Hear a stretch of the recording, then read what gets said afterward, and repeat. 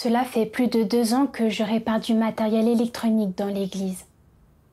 Quand j'ai commencé à assumer ce devoir, je pensais qu'il était très exigeant, car il me fallait apprendre de nouvelles compétences professionnelles et de nouvelles techniques.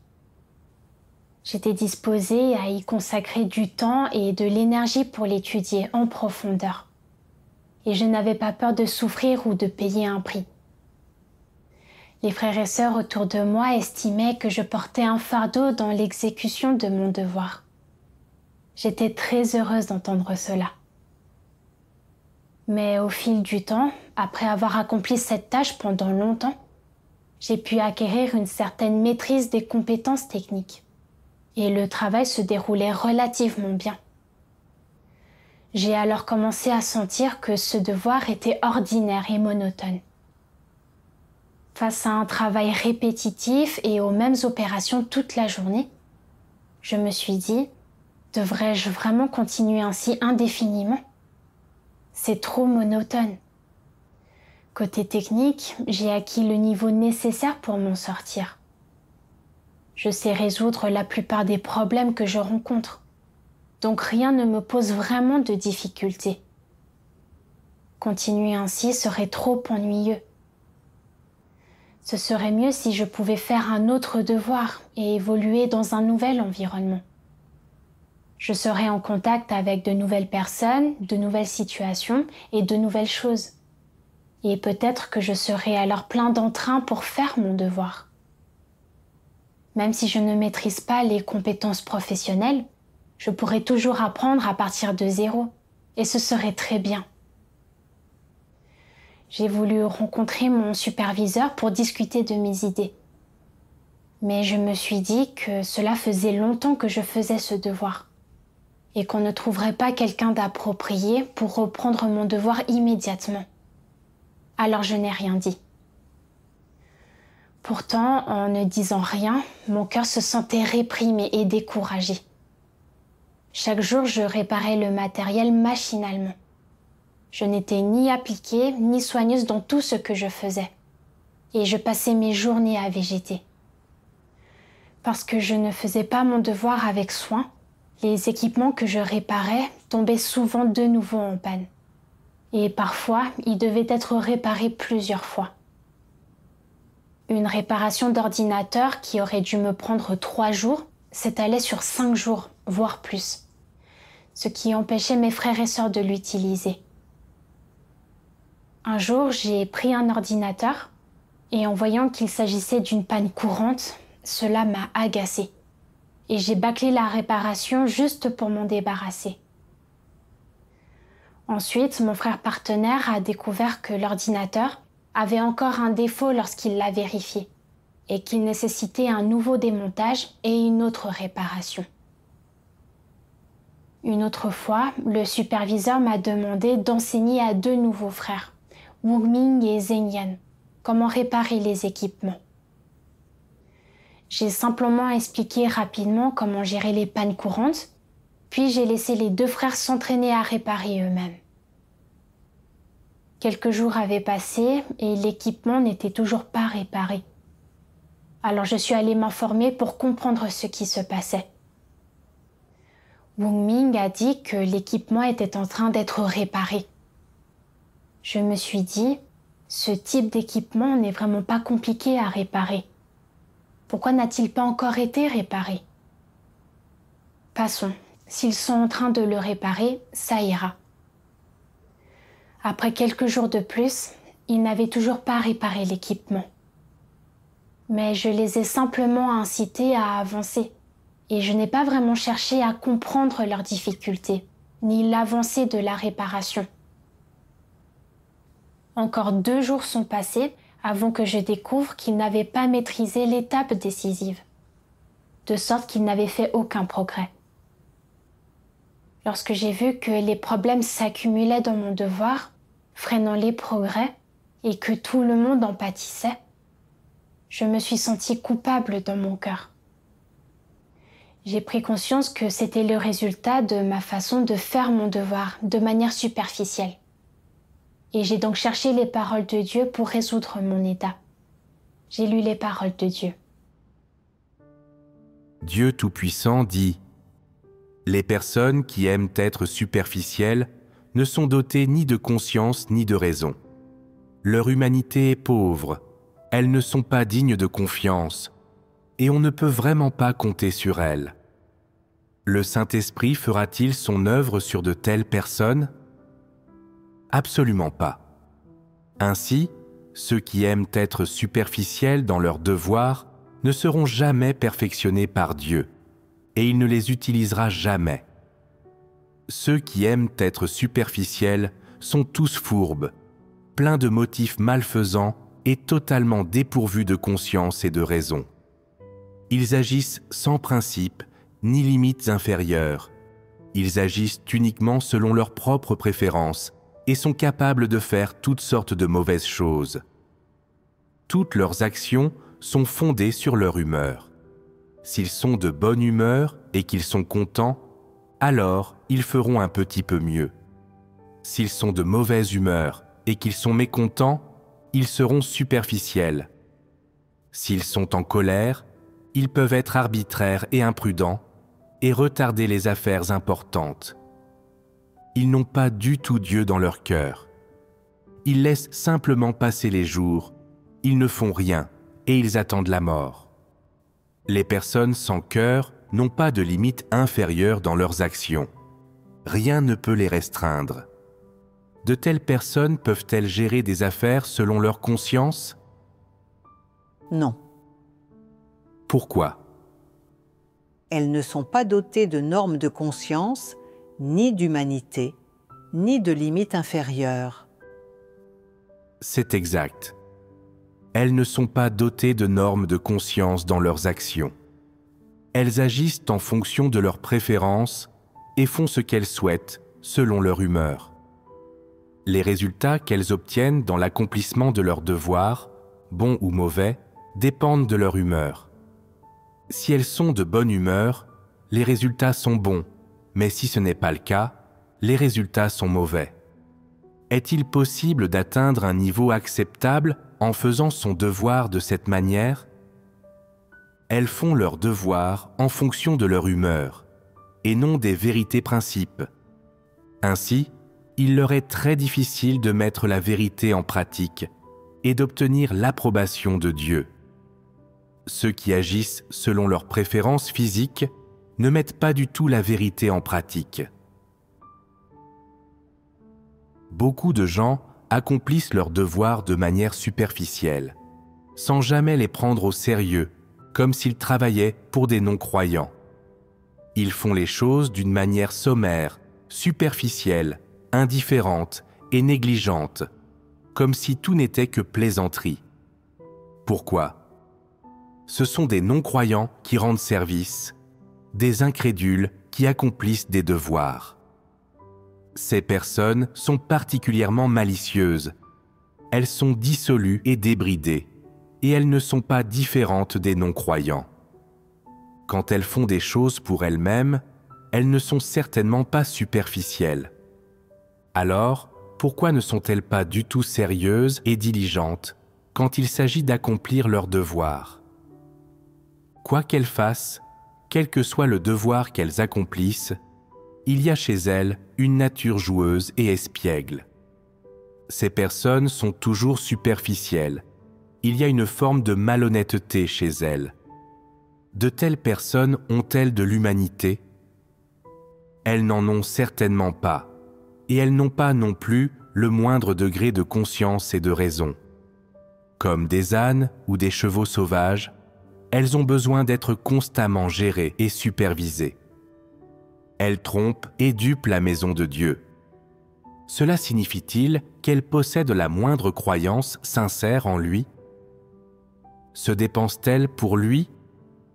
Il est clair qu'elles ne sont pas à la hauteur et ne sont pas qualifiées pour rendre service. Si de telles personnes étaient employées par quelqu'un d'autre, elles seraient renvoyées en seulement quelques jours. Dans la maison de Dieu, il est parfaitement exact de dire que ce sont des exécutants et des employés, et ils ne peuvent qu'être éliminés. Grâce aux paroles de Dieu, J'ai vu qu'une personne qui fait son devoir sans tenir compte des intérêts de l'Église ou de ses propres responsabilités et qui suit constamment ses désirs, agit selon ses préférences et fait ce qu'elle veut, est une personne sans humanité. J'ai pensé que la manière dont j'avais accompli mon devoir récemment ressemblait exactement à cela. Après avoir fait ce devoir pendant longtemps, j'avais maîtrisé certaines des techniques et des compétences professionnelles. Et j'avais l'impression que ce devoir n'était plus nouveau ou stimulant. C'est pourquoi j'avais commencé à être négligente dans l'exécution de mon devoir. Et j'étais superficielle chaque fois que je le pouvais. Je n'avais pas pris soin de réparer correctement les équipements. Et j'avais négligé des pannes évidentes, ce qui avait entraîné des révisions et avait retardé les progrès. Wu Ming et Zheng Yan venaient juste de commencer leur formation pour ce devoir. Et ils avaient besoin de plus de communication et de suivi pour pouvoir se familiariser avec les techniques de réparation le plus rapidement possible.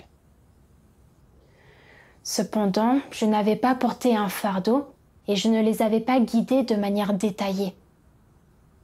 En conséquence, ils avaient fait des progrès lents dans leurs compétences professionnelles et les réparations avaient pris du retard. Mes préférences personnelles avaient pesé trop lourdement sur l'accomplissement de mon devoir et je n'avais absolument pas pensé à protéger les intérêts de l'Église. J'avais été superficielle et négligente et j'avais suivi mes désirs dans l'exécution de mon devoir. J'avais vraiment été trop dépourvue d'humanité et totalement indigne de confiance. J'ai pensé aux paroles de Dieu. Dieu Tout-Puissant dit « Se contenter de faire les choses machinalement quand on accomplit son devoir est un tabou majeur. Si tu fais sans cesse les choses machinalement, quand tu accomplis ton devoir, tu n'as alors aucun moyen d'accomplir ton devoir en respectant une norme acceptable. Si tu veux accomplir ton devoir avec loyauté, tu dois d'abord résoudre ton problème qui consiste à faire les choses machinalement. Tu devrais prendre des mesures pour rectifier la situation dès que tu t'en aperçois. Si tu as l'esprit confus, que tu n'es jamais capable de remarquer les problèmes, que tu te contentes toujours d'agir machinalement et que tu fais les choses de manière superficielle, il te sera alors impossible de bien faire ton devoir. C'est pourquoi tu dois sans cesse mettre tout ton cœur dans ton devoir. Il est très difficile pour les gens d'avoir cette occasion. Quand Dieu leur donne une chance et qu'ils ne la saisissent pas, alors ils ratent cette occasion. Et même si, par la suite, ils désirent avoir une telle occasion, celle-ci risque de ne pas se présenter à nouveau. L'œuvre de Dieu n'attend personne, et avoir la possibilité d'accomplir son devoir n'attend personne non plus. Grâce aux paroles de Dieu, j'ai pris conscience que Dieu accorde aux gens un nombre limité d'occasions pour faire leur devoir. J'avais déjà retardé le travail en suivant mes préférences personnelles dans l'exécution de mon devoir, et en le faisant de manière superficielle. Si je continuais à suivre mes désirs de cette manière, sans penser à me repentir, à la fin, je perdrais certainement ma chance de faire des devoirs. Je n'étais pas disposée à continuer ainsi. Alors j'ai prié Dieu en repentance et j'ai commencé à être plus sérieuse et attentive dans mon devoir. J'ai réparé les équipements avec soin et en même temps j'ai guidé méticuleusement Wu Ming et Zheng Yan sur leurs techniques. En pratiquant de cette manière, mon état s'est beaucoup amélioré. Moins de problèmes sont survenus lors des réparations. Et le sentiment que l'exécution de mon devoir était ennuyeuse et sans intérêt a également diminué. Plus tard, j'ai réfléchi sur moi-même.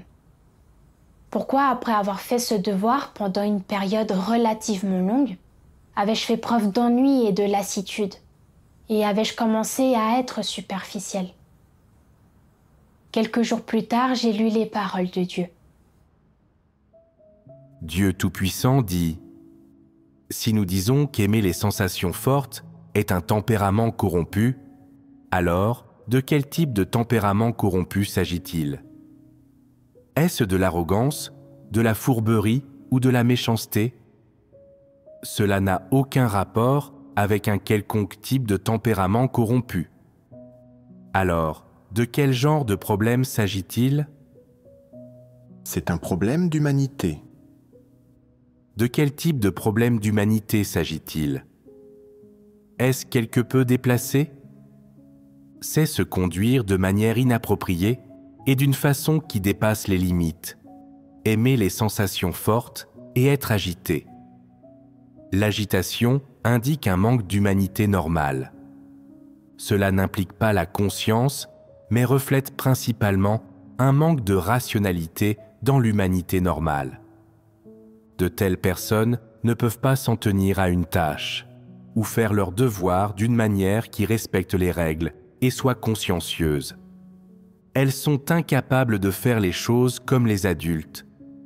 Elles sont dépourvues d'une pensée mature, d'un style de conduite personnelle mature et d'une manière mature de faire les choses. À tout le moins, c'est un défaut de leur humanité. Bien sûr, cela n'atteint pas le niveau d'un problème dans leur caractère, mais se rapporte à une attitude avec laquelle elles se conduisent et agissent.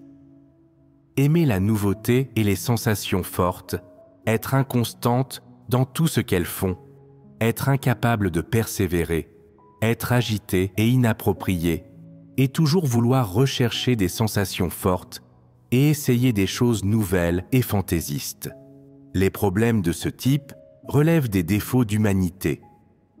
Les personnes qui aiment les sensations fortes n'ont pas la rationalité de l'humanité normale. Il n'est pas facile pour elles d'assumer les responsabilités et le travail qui incombent aux adultes.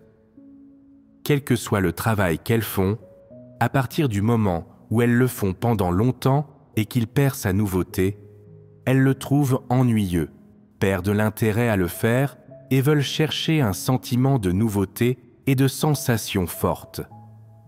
Sans sensations fortes, elles trouvent les choses fades et peuvent même éprouver un sentiment de vide spirituel. Quand elles ont ce sentiment, leur cœur devient agité et elles veulent chercher des sensations fortes ou des choses qui les intéressent. Elles veulent constamment faire quelque chose qui sort de l'ordinaire. Chaque fois qu'elles trouvent ennuyeux ou inintéressant le travail qu'elles font ou les affaires qu'elles traitent, elles perdent l'envie de continuer. Même s'il s'agit d'un travail qu'elles devraient faire ou d'un travail qui est significatif et précieux, elles sont incapables de persévérer. Extérieurement, les personnes de ce type semblent souvent n'avoir aucun problème majeur. Si tu ne discernes pas de telles personnes ou ne perces pas à jour leur essence ou l'essence de ce genre de problème, tu pourrais te dire « Ces personnes ont juste des tempéraments instables. Elles ont la trentaine ou la quarantaine, mais sont encore immatures comme des enfants. » En réalité, au plus profond d'elles-mêmes, les personnes de ce type recherchent continuellement des sensations fortes. Quoi qu'elles fassent, elles n'ont pas les pensées et la conscience des adultes, ni l'approche et l'attitude avec lesquelles les adultes traitent les situations. Par conséquent, de telles personnes sont très problématiques. Peut-être que leur humanité n'est pas mauvaise et que leur caractère n'est pas particulièrement vil, mais en raison de ce défaut de leur humanité, il leur est très difficile d'être compétentes pour un travail significatif, en particulier pour certains éléments importants du travail. Après avoir lu les paroles de Dieu, j'ai enfin pris conscience que la principale raison pour laquelle j'avais manifesté de l'ennui et de la lassitude dans l'exécution de mon devoir, et que j'avais été superficielle et inattentive, était un problème lié à mon humanité. J'aimais la nouveauté et l'excitation, et je n'aimais pas ce qui était banal et ordinaire. J'avais poursuivi l'exécution d'un devoir rempli de changements et de défis. plutôt que de m'en tenir au même travail et de le faire de manière constante du début à la fin.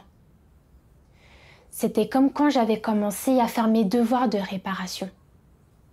J'avais été confrontée à de nouvelles choses et je ne maîtrisais pas si bien certaines des compétences professionnelles liées à ce devoir. Donc il y avait des défis et des difficultés.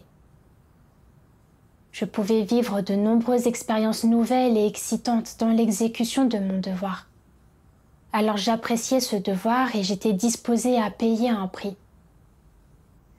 Cependant, après avoir fait ce devoir pendant longtemps, la nouveauté s'était estompée et j'avais commencé à trouver ce devoir ennuyeux et monotone. Bien que de l'extérieur j'avais fait mon devoir, mon cœur en avait eu assez. Et chaque jour, j'avais réparé les équipements de manière superficielle. Dans mon cœur, j'avais même pensé à changer d'environnement et à faire un autre devoir. Je n'avais pas traité mon devoir avec loyauté. Lorsque je n'avais plus senti de nouveauté ou d'excitation dans l'exécution de mon devoir, je n'arrivais pas à raviver mon intérêt pour celui-ci. J'avais fait mon devoir en me basant complètement sur mes préférences personnelles. Dans la façon de me conduire et d'agir, j'avais agi hors des règles et de manière instable. J'avais manqué de constance et je n'avais pas assumé les responsabilités d'une adulte. Il m'avait été difficile d'accomplir quoi que ce soit de cette manière et j'avais été totalement indigne de confiance. En particulier, j'ai lu les paroles de Dieu. Dieu Tout-Puissant dit « Chaque fois qu'elles trouvent ennuyeux ou inintéressant le travail qu'elles font ou les affaires qu'elles traitent, elles perdent l'envie de continuer. Même s'il s'agit d'un travail qu'elles devraient faire ou d'un travail qui est significatif et précieux, elles sont incapables de persévérer. Peut-être que leur humanité n'est pas mauvaise, et que leur caractère n'est pas particulièrement vil. Mais en raison de ce défaut de leur humanité, il leur est très difficile d'être compétentes pour un travail significatif, en particulier pour certains éléments importants du travail. Grâce aux paroles de Dieu, j'ai vu que ce genre de défaut humain est extrêmement préjudiciable. J'étais responsable de la réparation des équipements. Et en fonction de mes points forts, il était approprié que l'Église me confie ce devoir. Cependant, j'avais traité mon devoir selon mes préférences. Et je m'étais lassée et j'étais devenue superficielle, dès que je n'y avais plus trouvé de nouveauté ou d'intérêt. J'avais même envisagé de changer de devoir. Où était mon sens de la loyauté dans tout cela ? Si je ne changeais pas les choses et si je faisais mon devoir sans aucun sens des responsabilités, je risquais d'être révélée et renvoyée.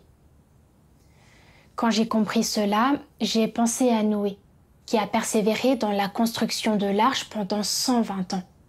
Alors j'ai cherché les paroles de Dieu pour les lire. Dieu Tout-Puissant dit « Combien d'années a-t-il fallu à Noé pour bâtir l'arche ? 120 ans. Que représentent 120 années pour les gens de notre époque ? C'est plus long que la durée de vie d'une personne normale. C'est même peut-être plus long que la durée de vie de 2 individus. Et pourtant, au cours de ces 120 années, Noé a fait une chose, et il a fait la même chose tous les jours. En ces temps pré-industriels, avant l'ère de l'information et de la communication, à cette époque où tout reposait sur les 2 mains et le labeur physique des gens, Noé a fait la même chose chaque jour. Pendant 120 ans, il n'a pas renoncé ni ne s'est arrêté. 120 années. Comment conceptualiser cela ? Quelqu'un d'autre au sein de l'espèce humaine aurait-il pu rester dévoué à faire une seule chose pendant 120 ans ? Le fait que personne ne puisse rester dévoué à faire une seule chose pendant 120 ans n'est pas une surprise. Et pourtant, un homme a persévéré pendant 120 ans sans ciller dans la tâche que Dieu lui avait confiée, sans jamais se plaindre ni renoncer, insensible à tout environnement extérieur, pour finalement l'accomplir, exactement tel que Dieu l'avait dit. De quoi s'agissait-il ? Au sein de l'espèce humaine, c'était rare, inhabituel, unique même. Dans la longue lignée de l'histoire humaine, au sein de tous les humains de la Terre qui avaient suivi Dieu, c'était tout à fait sans équivalent. Considérant l'immensité et la difficulté de l'ingénierie qui en découlait, le niveau de force physique et d'effort que cela a requis, et sur la durée que cela impliquait, ce ne fut pas une entreprise facile. C'est pour cette raison que lorsque Noé entreprit cela, c'était unique au sein de l'humanité. Et il est un modèle et un exemple pour tous ceux qui suivent Dieu. Noé n'avait entendu que quelques messages, et à cette époque, Dieu ne s'était alors exprimé qu'en peu de paroles. Alors, il est indéniable que Noé ne comprenait pas de nombreuses vérités. Il n'avait aucune notion de science ou de connaissances modernes. Il était un homme extrêmement ordinaire, un membre quelconque de l'espèce humaine. Il était pourtant, à un égard, différent de n'importe qui d'autre. Il savait qu'il fallait obéir aux paroles de Dieu. Il savait comment suivre et respecter les paroles de Dieu. Il savait quelle était la position correcte de l'homme, et il était capable de vraiment croire et se soumettre aux paroles de Dieu. Rien de plus. Ces quelques préceptes simples étaient suffisants pour permettre à Noé d'accomplir tout ce que Dieu lui avait confié. Et il a persévéré en cela, pas juste pendant plusieurs mois, ni plusieurs années, ni plusieurs décennies, mais pendant plus d'un siècle. Ce nombre n'est-il pas étonnant ? Qui aurait pu faire cela, sinon Noé ? Personne. Si Noé a pu accomplir la commission de Dieu, c'est parce qu'en entendant les paroles de Dieu, Noé a été capable de les garder fermement dans son cœur. Pour lui, la commission de Dieu était le travail de toute une vie. Sa foi était sans faille, sa volonté inchangée pendant 100 ans. C'est parce qu'il avait un cœur qui craint Dieu, qu'il était une véritable personne et qu'il avait la raison la plus grande que Dieu lui a confié la construction de l'arche. Après avoir lu les paroles de Dieu, j'ai été profondément touchée et honteuse. Noé n'avait pas entendu beaucoup de paroles de Dieu ou compris beaucoup de vérités, mais il a été capable de persévérer dans la commission de Dieu pendant 120 ans. Cela était dû au fait qu'il avait une conscience et une raison. Lorsque Noé a entendu Dieu lui demander de construire l'arche avant que le déluge ne détruise le monde, Noé a aperçu l'urgence de l'intention de Dieu. Et il a commencé à avoir un cœur qui faisait preuve de considération envers Dieu. Il a traité la construction de l'arche comme la chose la plus importante et urgente qu'il devait accomplir. Pendant que Noé achevait le gigantesque projet de construction de l'arche, il a été confronté à des difficultés. Des échecs, la maladie, la fatigue, un manque de compréhension de sa famille, ainsi que les moqueries et calomnies des gens du monde. Mais du début à la fin, il a persévéré dans la commission de Dieu et n'a jamais pensé à y renoncer. Il a également ressenti une profonde gratitude que Dieu lui ait confié une commission aussi importante et était souvent inspiré par l'exaltation que Dieu lui accordait. En réponse aux paroles de Dieu et à sa commission, Noé a écouté, accepté, s'est soumis et a persévéré. C'était une manifestation de la conscience et de la raison de Noé. Ce type de caractère est vraiment très précieux. Quand j'ai vu que Dieu demandait, Noé a été capable de persister pendant 120 ans. Pendant combien d'années auriez-vous pu persister ? Je n'avais vraiment rien à dire en réponse. Au cours de ces années, j'avais joui de l'abreuvement et de la provision de tant de paroles de Dieu. et des soins et de la protection de Dieu. Mais après n'avoir exécuté le devoir de réparation d'équipement que pendant 2 ans, je ne pouvais plus continuer et j'ai commencé à être négligente et superficielle. Je n'avais vraiment aucune once de conscience ou de raison et j'étais totalement indigne de confiance. Je ressentais énormément de regrets et de reproches envers moi-même et j'ai prié Dieu avec repentance. Cher Dieu, peu importe combien de temps encore on me demande de faire ce devoir, je suis disposée à le faire correctement et je ne le ferai plus en fonction de mes préférences personnelles. Ensuite, lorsque nous résumions, j'ai découvert qu'il y avait encore de nombreux problèmes dans mon devoir. Mes compétences en réparation étaient très moyennes et j'avais encore besoin de continuer à apprendre des compétences. Pourtant, parce que je n'avais pas cherché à progresser et que je n'avais pas fourni l'effort nécessaire pour étudier les compétences professionnelles, mes compétences en réparation n'avaient pas beaucoup progressé. J'étais vraiment si arrogante et présomptueuse. Je ne reconnaissais pas mes propres lacunes et j'avais l'impression que je savais faire telle chose ou que j'avais maîtrisé telle chose et qu'il n'y avait plus de difficultés ni de défis dans ce devoir. J'étais vraiment trop ignorante et je ne savais pas du tout mesurer ma propre valeur. Ensuite, j'ai dû prendre mon devoir au sérieux et, conformément aux exigences de Dieu, découvrir mes propres insuffisances et lacunes et chercher comment améliorer mes compétences afin de faire mon devoir de manière à être à la hauteur. Après cela, je n'ai plus pensé à changer mon devoir, mais j'ai réfléchi à comment bien faire mon devoir. Quand mon état d'esprit a changé, mes sentiments précédents d'irritation et d'ennui ont disparu, et j'ai pu consacrer mon cœur à mes devoirs. Peu importe si le problème est simple ou difficile, je suis capable de le traiter sérieusement et de consacrer du temps et des efforts à bien réparer les équipements aussi vite que possible, sans retarder leur utilisation par mes frères et sœurs. Je remercie l'exposition des paroles de Dieu pour m'avoir donné une certaine compréhension de mon état dans l'exécution de mon devoir et pour m'avoir aidé à y apporter des changements. Je remercie Dieu du fond du cœur.